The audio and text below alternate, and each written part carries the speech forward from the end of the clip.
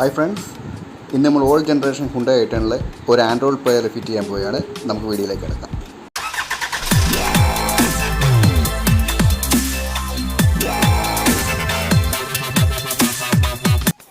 നമ്മൾ ഇൻസ്റ്റാൾ ചെയ്യാൻ പോകുന്നത് 2011 Hyundai i10 അപ്പോൾ ഇതാണ് നമ്മുടെ ഫാക്ടറി പ്ലെയർ. ആദ്യത്തെ സ്റ്റെപ്പ് എന്ന് പറഞ്ഞാൽ നമ്മൾ ഈ ഫാക്ടറി പ്ലെയർ അഴിച്ചു മാറ്റണം. അതിനകത്ത് ഇതിൻ്റെ മുകളിൽ 4 താഴെ 2 ക്ലിപ്പുണ്ട്.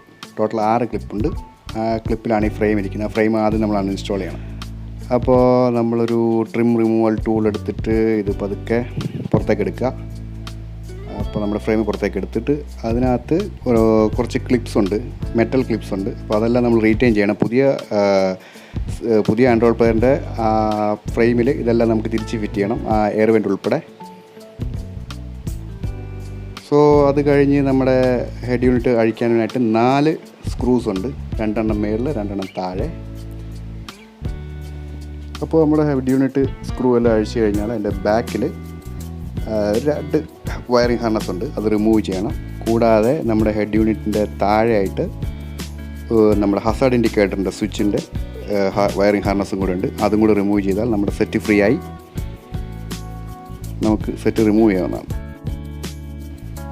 ഇപ്പം ഈ ഹസാർഡ് ഇൻഡിക്കേറ്റർ നമ്മുടെ ഈ ഫാക്ടറി ഹെഡ് യൂണിറ്റിൽ നിന്ന് അഴിച്ചിട്ട് നമ്മുടെ പുതിയ ആൻഡ്രോയിഡ് പ്ലെയർ ഫിറ്റ് ചെയ്യണം. അപ്പോൾ അത് 2 സ്ക്രൂസിലാണ് അത് ഫിക്സ് ചെയ്തിരിക്കുന്നത്. ആ 2 സ്ക്രൂ നമ്മൾ റിമൂവ് ചെയ്യുകയാണെങ്കിൽ നമുക്കത് സെറ്റ് അഴിച്ചിട്ട് നമ്മുടെ പുതിയ ഹെഡ് യൂണിറ്റിൽ ഫിക്സ് ചെയ്യാൻ പറ്റും.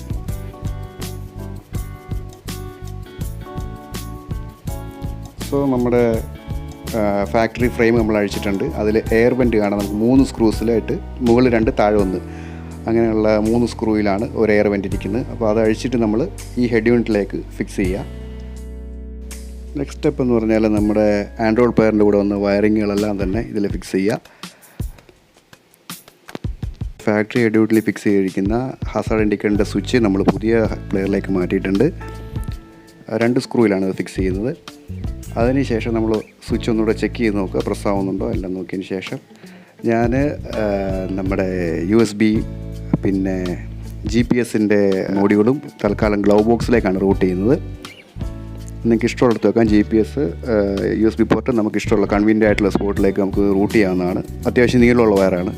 പിന്നെ ബാക്കിലെ കപ്ലർ നമ്മൾ ശ്രദ്ധിക്കുകയാണെങ്കിൽ ഒരെണ്ണത്തിൽ ഫുൾ പിൻസും ഉണ്ട്, ഒരെണ്ണത്തിൽ കുറച്ചുമുണ്ട്. അപ്പോൾ നമ്മൾ അതിൽ നിന്ന് മാച്ച് ചെയ്യാനായിട്ട് എളുപ്പമുണ്ടാകും. അപ്പോൾ ഈ വയറിംഗ് ഹാർനസ് നമ്മുടെ പുറയിലുള്ള വയറിംഗ് ഹാർനസ്, അതായത് ഫാക്ടറി വയറിംഗ് ഹാർനസ് കണക്ട് ചെയ്തതിന് ശേഷം നമ്മൾ പ്ലെയർ അലൈൻ ചെയ്യുക. ആ ക്ലിപ്സ് എല്ലാം അലൈൻ ചെയ്തിട്ട് ജസ്റ്റ് ഒന്ന് പ്രസ് ചെയ്ത് കൊടുക്കുക.